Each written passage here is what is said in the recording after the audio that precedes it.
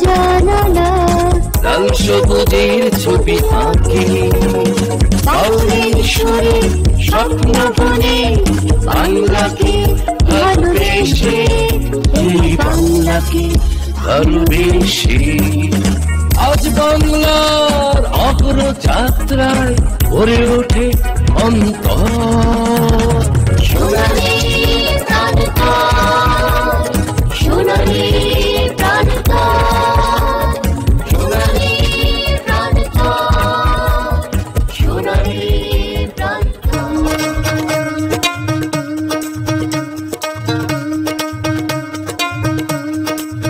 স্বাগত জানাচ্ছি সোনালী প্রান্তর অনুষ্ঠানে। আজ আমরা এসেছি হাওর সমৃদ্ধ জেলা হবিগঞ্জ, তুলে ধরছি হবিগঞ্জ জেলার উপর তথ্যচিত্র। বৈচিত্র্যপূর্ণ ঋতুর দেশ বাংলাদেশ। বাংলাদেশের অর্থনৈতিক সমৃদ্ধি এখন দৃশ্যমান বাস্তবতা। একাধিক সূচকে এখন আমাদের অবস্থান বিশ্ব তালিকার শীর্ষে। বহু বছর আগে হারিয়ে যাওয়া আমাদের গৌরবোজ্জ্বল ও সমৃদ্ধ ইতিহাস আবারও পুনরুদ্ধার হচ্ছে। এদেশের বিভিন্ন প্রান্তে যেমন ছড়িয়ে আছে প্রত্নতাত্ত্বিক নিদর্শন, ঐতিহাসিক বিভিন্ন স্থাপনা, পাহাড়, নদী, বন, জঙ্গল, প্রকৃতির অপার সৃষ্টি, প্রাকৃতিক ঝর্ণা, গুহা, হাওর, বাওর, অরণ্য ও বরেন্দ্র অঞ্চল সহ হাজারো রূপের অনুষঙ্গ, তেমনি আমাদের নৈতিকতায় ও সহমর্মিতায় বিশ্বের অন্যতম জাতিসত্তায় পরিণত হওয়া। বর্তমানে আর্থসামাজিক অবস্থার উন্নয়নের ফলে দেশের বিভিন্ন প্রান্তের মানুষের জীবনধারায়ও এসেছে ব্যাপক পরিবর্তন। পিছিয়ে পড়া জনপদগুলোতেও এখন লেগেছে উন্নয়নের ছোঁয়া। ফলে অন্ধকারাচ্ছন্ন প্রান্তগুলো হয়ে উঠেছে আলোকময় সোনালী প্রান্তর। নৈসর্গিক সৌন্দর্যের লীলাভূমি আর অসংখ্য সবুজ টিলা, পাহাড়, চা বাগান, হাওর বাওর সমৃদ্ধ জেলা হচ্ছে হবিগঞ্জ।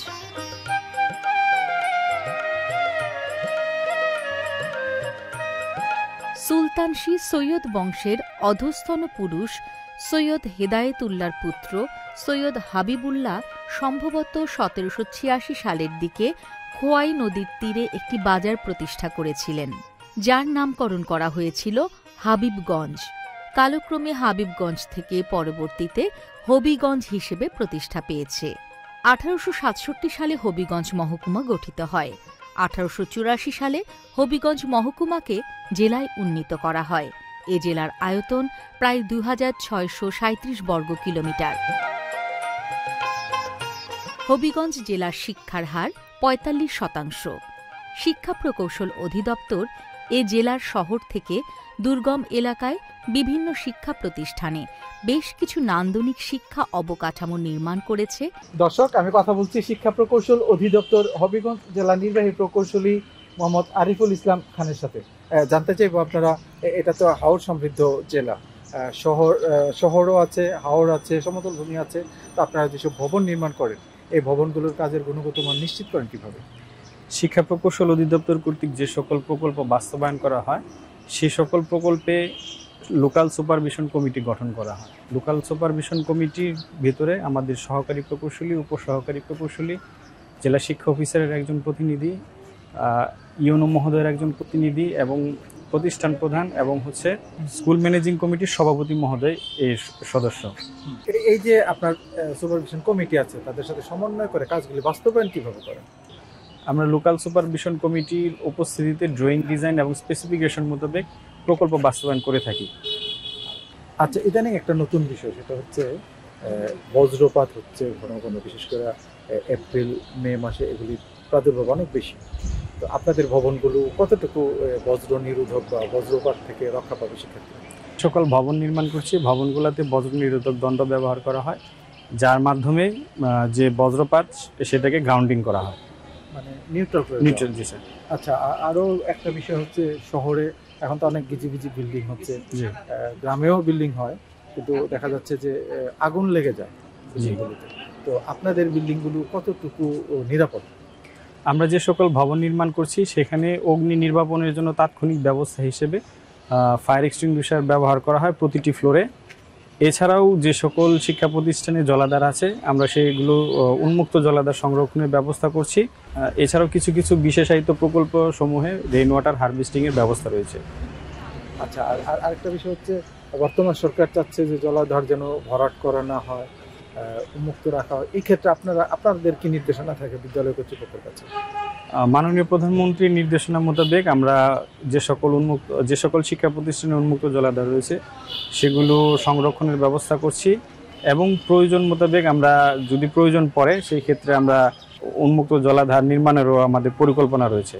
আমাদের চলমান প্রকল্পসমূহ আমাদের সম্মানিত প্রধান প্রকৌশলী স্যারের সরাসরি তত্ত্বাবধানে আমরা নির্দিষ্ট সময়ে গুণগত মান অক্ষুণ্ণ রেখে সম্পন্ন করার জন্য বদ্ধপরিকর। এটি বিয়াম স্কুল, হবিগঞ্জ। হবিগঞ্জ শহরের প্রাণকেন্দ্রে এই প্রতিষ্ঠানটির অবস্থান। শিক্ষা প্রকৌশল অধিদপ্তর এই প্রতিষ্ঠানে একটি নান্দনিক ভবন নির্মাণ করেছে। এই বিদ্যালয়ের শিক্ষার্থীরা লেখাপড়ার পাশাপাশি সাংস্কৃতিক কর্মকাণ্ডেও এগিয়ে রয়েছে। দর্শক, আমরা আছি হবিগঞ্জ জেলা। হবিগঞ্জ জেলার সংস্কৃতির একটি বিশেষ অংশ হচ্ছে ধামাইল গান বা ধামাইল নৃত্য। চলুন আমরা একটি ধামাইল নৃত্য দেখে আসি।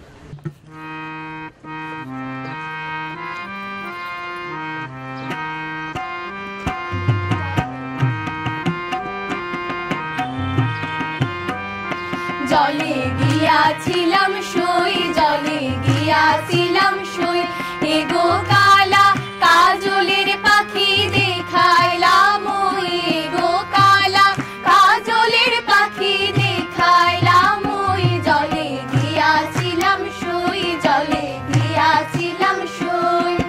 সোনার পিঞ্জিরা সই গো রূপার টাঙ্গুনি, সোনার পিঞ্জিরা সই গো রূপার টাঙ্গুনি, এগো আবির চান্দুয়া দিয়া পিঞ্জিরা ঢাকুনি, এগো আবির চান্দুয়া দিয়া পিঞ্জিরা ঢাকুনি, জলে গিয়াছিলাম সই, জলে গিয়াছিলাম সই। পালিতে পালিছিলাম পাখি দুধ কলা দিয়া, পালিতে পালিছিলাম পাখি দুধ কলা দিয়া, এগো যাইবার কালে বেমান পাখি না চাইলো ফিরিয়া, এগো যাইবার কালে বেমান পাখি না চাইলো ফিরিয়া, জলে গিয়াছিলাম সই, জলে গিয়াছিলাম সই। খাইবে রাধা রমন বলে পাখি রইল কই, খাইবে রাধা রমন বলে পাখি রইল কই, এগো আইনা রে মোর প্রাণ পাখি পিঞ্জিরাতে থই, এগো আইনা রে মোর প্রাণ পাখি পিঞ্জিরাতে থই, জলে গিয়াছিলাম সই, জলে গিয়াছিলাম সই, এগো কালা কাজলের পাখি দেখাইলাম ওই, এগো কালা কাজলের পাখি দেখাইলাম ওই, জলে গিয়াছিলাম সই, জলে গিয়াছিলাম সই, জলে গিয়াছিলাম সই, জলে গিয়াছিলাম সই।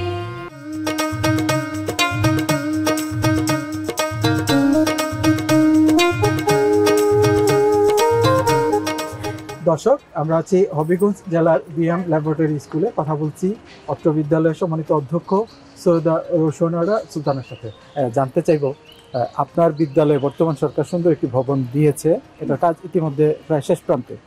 আর এই ভবন পাওয়ার কারণে আপনার শিক্ষার পরিবেশ কতটুকু উন্নয়ন ঘটবে, পাশাপাশি সাধারণ শিক্ষার পাশাপাশি কোকারিকুলাম শিক্ষায় আপনার বাচ্চাদের যে অ্যাক্টিভিটি, এটা কতদূর? ধন্যবাদ আপনাকে। তো আলহামদুলিল্লাহ, চমৎকার একটা ভবন পাশেই হচ্ছে, দেখতে পাচ্ছেন প্রায় শেষের দিকে। এটা যদি হয়ে যায়, এখন তো আপনারা জানেন যে নতুন কারিকুলামে যে আমাদের বাচ্চাদের ধরেন সায়েন্স ল্যাব, তারপর ওদের বিভিন্ন অ্যাক্টিভিটিস, তারপর বিভিন্ন ক্লাব, বিতর্ক ক্লাব, তারপর কালচারাল ক্লাবগুলো হয়, এবং ক্লাসেও শিক্ষার্থীর সংখ্যা আমরা 45+ বেশি রাখতে পারি না। তো সেক্ষেত্রে যুগান্তকারী পরিবর্তন হবে ইনশাল্লাহ। আমরা নতুন কারিকুলাম নিয়ে আরো সুন্দরভাবে এগিয়ে যেতে পারবো। আর কো কারিকুলার অ্যাক্টিভিটিসের কথা বলছেন, যে আমরা দেখতেই পাচ্ছেন নিজস্ব ইতিহাস, ঐতিহ্য এবং আঞ্চলিক যে বিষয়গুলা, গান আছে আমাদের, রাধারমণের ধামাইল আপনারা ইতিমধ্যে দেখেছেন, আঞ্চলিক গান দেখেছেন। তো আমরা এসবের চর্চা করছি আর কি। অর্থাৎ হবিগঞ্জের যে ইতিহাস, ঐতিহ্য, সংস্কৃতির যে ধারা, এটা আপনারা রক্ষা করার চেষ্টা করছি। কতদূর সফল আপনি মনে করেন? আলহামদুলিল্লাহ, আমরা অনেকখানি সফল, এবং আমাদের বাচ্চারাও, আমাদের শিক্ষার্থীরাও খুবই উৎসাহী। আপনাদের অর্জন কি কি আছে? আমাদের শিক্ষার্থীরা জাতীয় পর্যায়ে প্রথম হয়েছে, সকল সময়ই। এইবারও একটা শিক্ষার্থী আমাদের জাতীয় পর্যায়ে অংশগ্রহণ করছে শ্রেষ্ঠ শিক্ষার্থী হিসেবে। আর সঙ্গীত এই যে দুইজন একক গান গাইলো, তারা জেলা পর্যায়ে, একজন বিভাগীয় পর্যায়ে প্রথম স্থান অর্জন করেছে। এটি রাজারবাজার সরকারি উচ্চ বিদ্যালয়, চুনারুঘাট, হবিগঞ্জ। এই বিদ্যালয়টি 1867 খ্রিস্টাব্দে স্থাপিত হয়। শিক্ষা প্রকৌশল অধিদপ্তর এই বিদ্যালয়ে একটি 6 তলা নান্দনিক ভবন নির্মাণ করেছে। ভবনটি নির্মাণের ফলে বহু বছর পর বিদ্যালয়ের শিক্ষার পরিবেশ ও মান অনেক উন্নত হয়েছে। এটি চুনারুঘাট সরকারি কলেজ। চমৎকার নান্দনিক পরিবেশে শিক্ষা প্রকৌশল অধিদপ্তর এখানে একটি 6 তলা বিজ্ঞান ভবন নির্মাণ করেছে। এটি লোকনাথ রমন বিহারী সরকারি উচ্চ বিদ্যালয়, বানিয়াচং, হবিগঞ্জ। 1894 সালে এশিয়ার মধ্যে সবচেয়ে বড় গ্রামে এই বিদ্যালয়টি একটি বাতিঘর হিসেবে আলো ছড়াচ্ছে।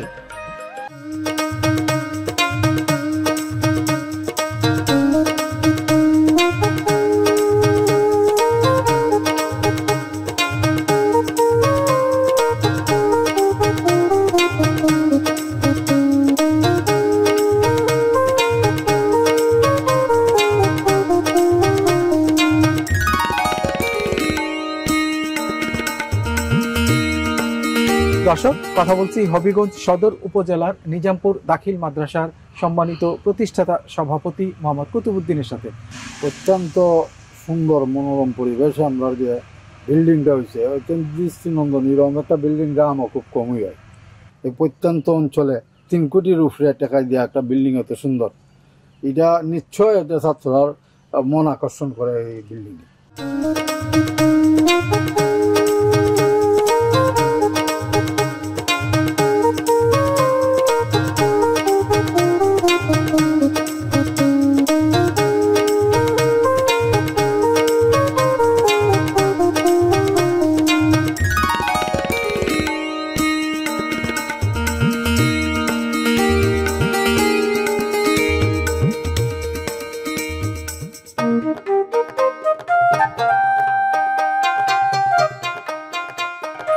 হাওর বেষ্টিত এই বানিয়াচংয়ে রয়েছে কয়েকটি মাদ্রাসা।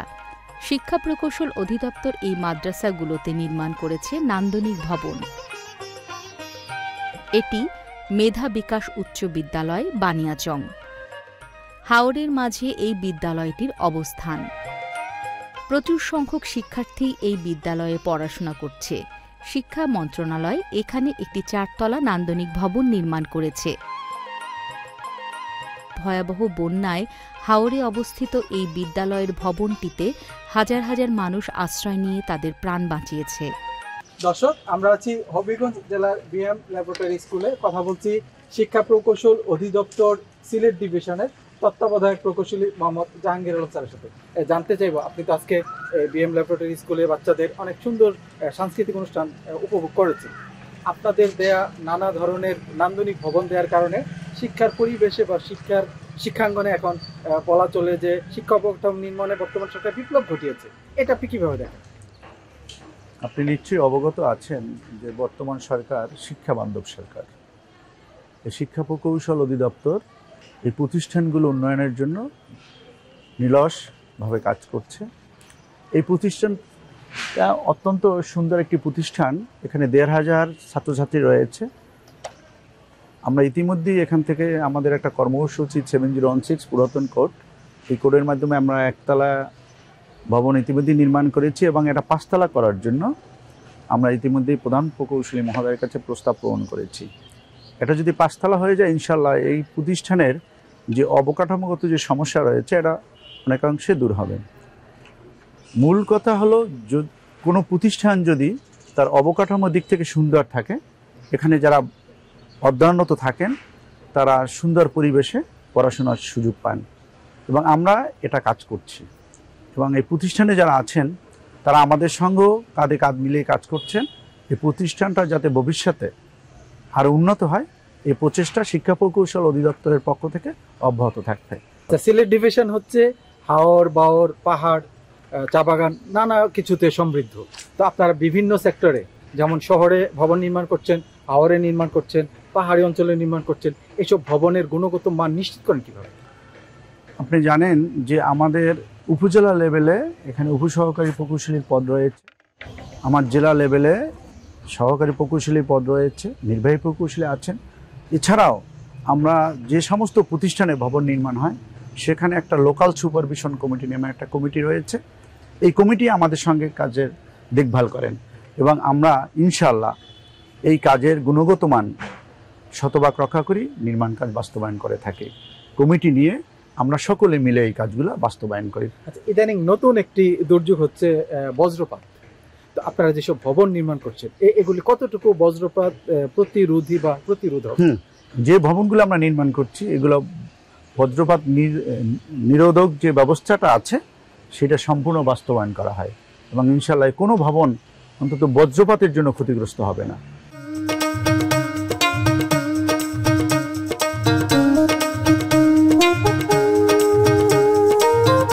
দর্শক, আমরা আছি হবিগঞ্জ জেলার বানিয়াচং উপজেলার সাগরদিঘিতে। চলুন এর উপর একটি তথ্যচিত্র দেখে আসি। এটি সাগরদিঘি বানিয়াচং। বানিয়াচং উপজেলার প্রাণকেন্দ্রে এই দিঘিটির অবস্থান। প্রায় দ্বাদশ শতাব্দীতে রাজা পদ্মনাভ প্রজাদের জলকষ্ট নিবারণের জন্য গ্রামের মধ্যে এই দিঘিটি খনন করেন।